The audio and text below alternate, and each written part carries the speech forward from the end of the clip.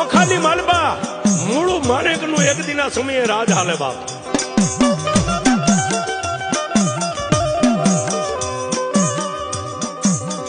આવડે આ મૂળુના હાથમાં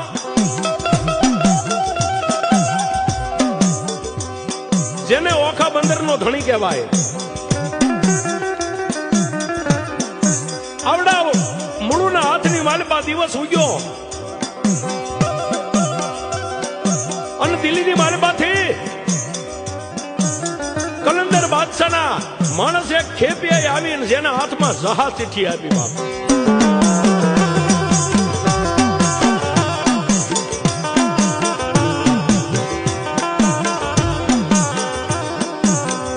આવડાયા મૂળુના હાથમાં મૂળુના હાથની માલબા જહાજ ચિઠ્ઠી આપી અને ખેપિયો માણસ પાછો હાલી નીકળ્યો.